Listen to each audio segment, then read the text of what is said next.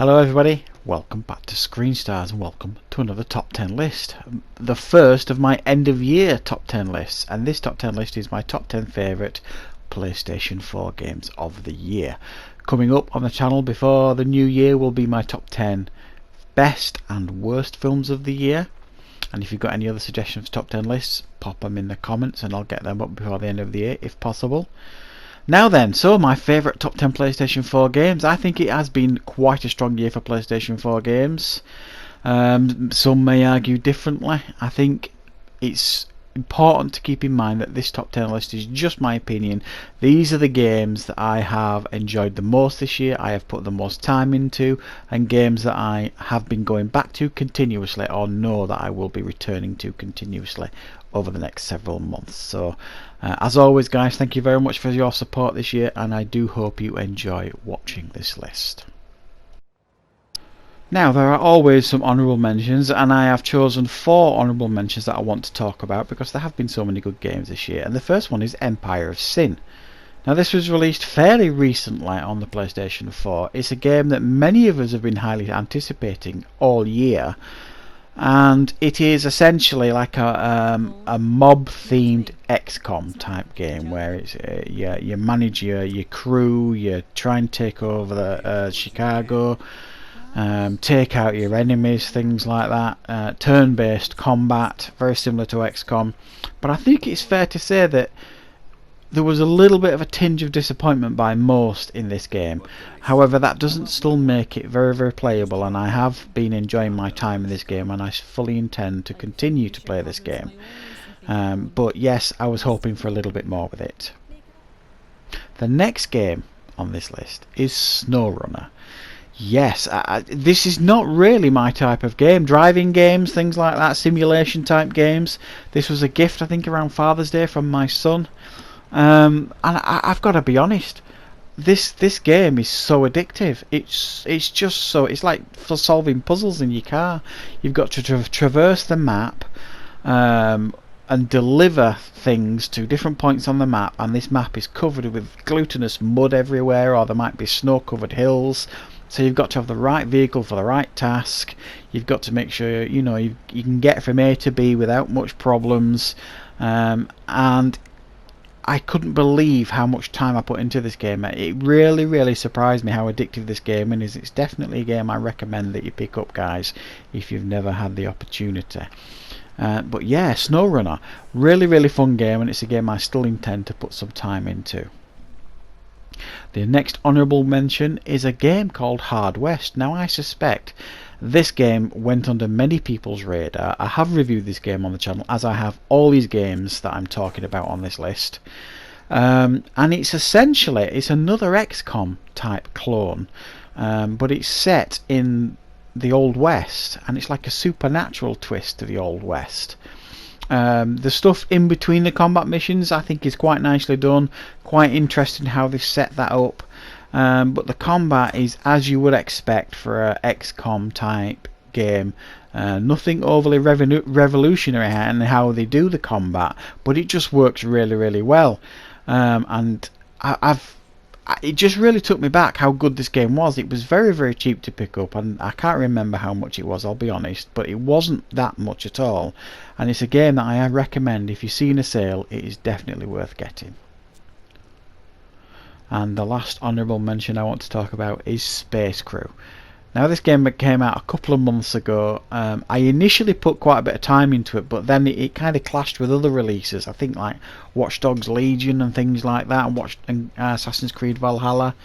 So I had to kind of dip out of the game. But essentially, this game is like a space sim that obviously takes its inspiration from things like Star Trek. It makes no apologies for that.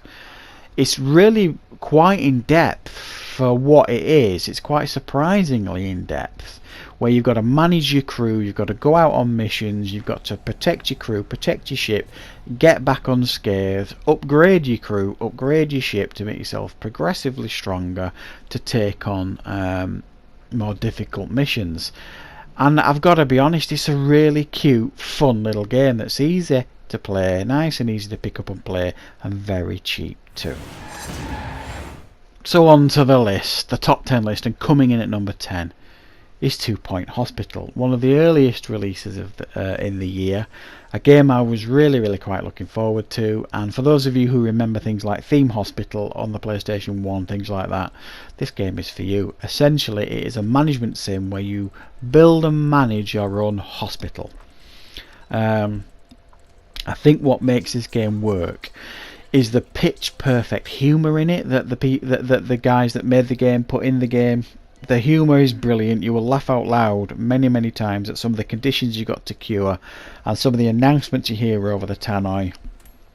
It's quite easy to figure out and play. I don't think it's overly complex for beginners, and it is a game that you will lose endless hours in playing. I certainly did, and I've had so much fun playing this game. I definitely intend to go back and play more, and I really enjoy it. Coming in at 9 is Rebel Galaxy Outlaw.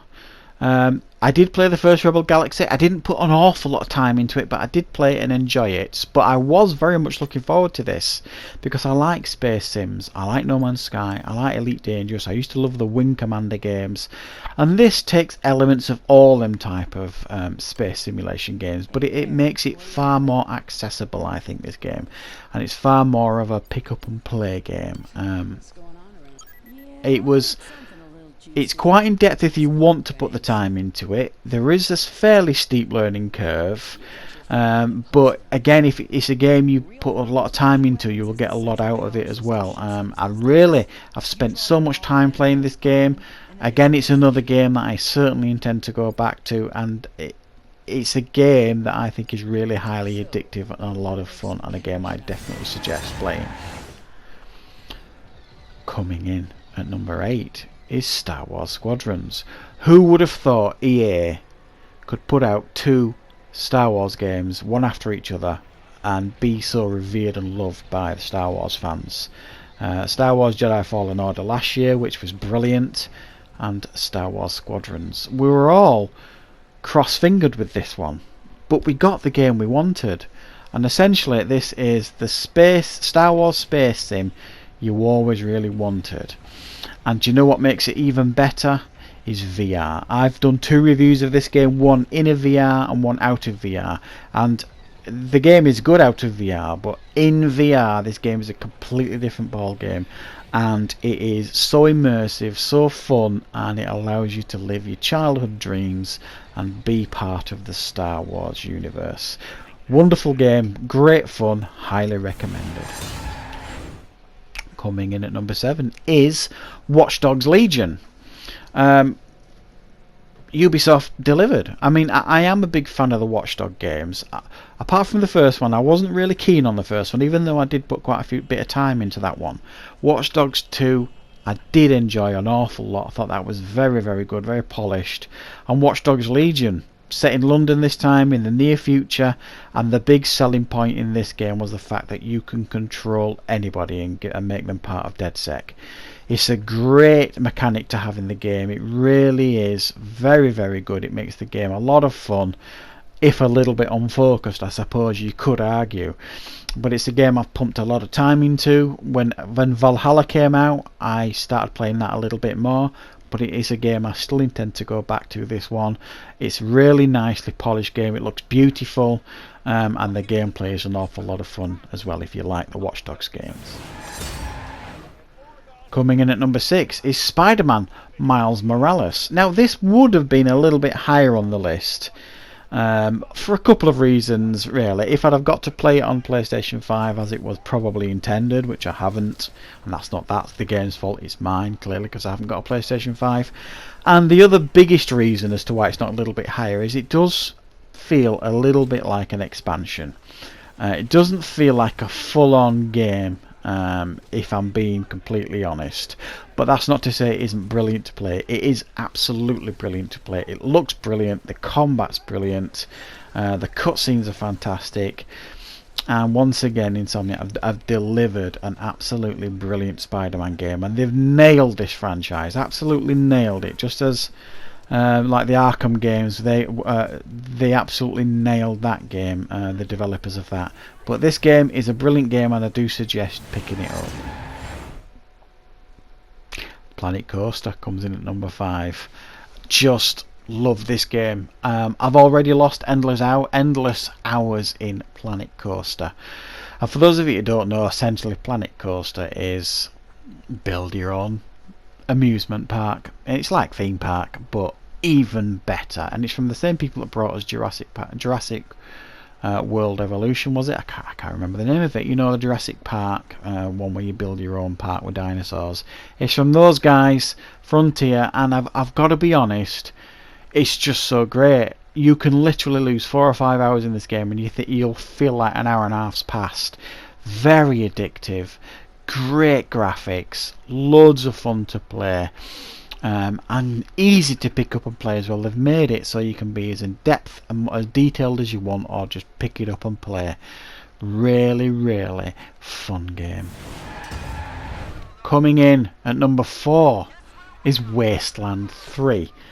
What is there to say about this game? I mean, Wasteland 2 was a game I did really enjoy. It just felt a little bit rough around the edges, and Wasteland 3, when it was released, for me it was just brilliant writing, and if you've never played the game, you'll know what I mean when you play it. Absolutely brilliant writing, fantastic RPG, looks great, really in depth. It's a mammoth of a game to actually get through and play it, and you find yourself again losing time in this game that you didn't know you had. It swallows you in. The story, the fun aspects of the game, the exploration, the conversations and dialogue, it's all done brilliantly well, and it's a game I love. Coming in at number 3 is Assassin's Creed Valhalla. I've got to be honest, I mean, I'm a big fan of Assassin's Creed games anyway. I've really enjoyed the last 3 in particular, Origins, Odyssey and now Valhalla, and I think Valhalla is my favourite of these 3. It is wonderful. Lost a lot of time in the game, really enjoyed the exploration side of it. I've liked the character Ivor. I've really enjoyed it. The story is very good. You feel like you're part of an Assassin's Creed game again, because it's you know, it's got the assassins in there and the Templars and all this kind of stuff. It's set in England again, and it looks absolutely beautiful too. I think Ubisoft have delivered a brilliant game here. Some have accused it of being bloated, but I don't think so. Coming in at number 2, this is the game a few months ago I would have said was a dead cert for the number 1 game of the year. I've been so hyped for this game, so hyped for it for so long, as many of you are as well. We all know the controversies surrounding this game. I have done quite an in-depth review on it if you want to watch my review on Cyberpunk 2077. But despite all the complaints that people have got, all the issues that people are complaining of, it doesn't change the fact that I'm having a ball in this game. I haven't completed the game yet. I'm completely immersed in it. I'm loving it. I think it's performing really well on my PlayStation 4 Pro. I've not had many issues. Yes, I had a few glitches, a few bugs here and there, but nothing game breaking or immersive breaking. And it's a game that I know I am going to be playing for many years to come, this game. So yeah, that's why it's at number 2 on my list, because of the obvious issues at launch. And coming in at number 1, it can only be Ghost of Tsushima. Wow, to say it's a new IP, this game, they absolutely nailed it. There's no other word for it. They nailed it. This is easily the game of the year. A beautiful game. I mean, jaw-droppingly beautiful to look at. The combat is amongst the best I've ever experienced in a game. The story, I think, is fantastic too. Really engrossing, really enthralling. Great characters, and a game you don't want to stop playing until you get to the end. It's that good, and I think it is a rarity when a new IP comes out and just blows us all away like this one did. I don't think there's any argument that this is the game of the year for most people, certainly those who have played it, and I am no exception. So yeah, Ghost of Tsushima is my number 1. Wow, so there you go guys, that is my personal top 10 favourite games of the year. Well, 14 if you consider the honourable mentions as well that I talked about. If you look at some of those games on there, in particular the top 7 or so, top-notch games. All of them, I think, on this list are definitely worth checking and playing. As I did mention, I have reviewed every single one of these games that I saw on this list, so if you're unsure and you want to watch a more in-depth review, you will find it on the playlist of my games reviews. Yeah, I have enjoyed gaming this year. I've been able to play and buy a few more games. I'm starting to get codes for some games now, but also with the channel doing a little bit better, with any funds that I get through from the advertising on the channel, I put towards buying new games so that I can play and review them for you guys. So thank you for the support this year on the channel, guys. The gaming side of my channel is really exploded these last 18 months or so. It's brought me a lot of subscribers and a lot of views to the channel, and I do thank you very much for that. So please keep interacting with the channel. Please like videos, subscribe if you're new, and obviously give me any comments that you would like, positive or negative. I don't mind. I'm always open to constructive criticism. So thanks very much guys. I will see you very soon, obviously with more content on the channel. Take care now.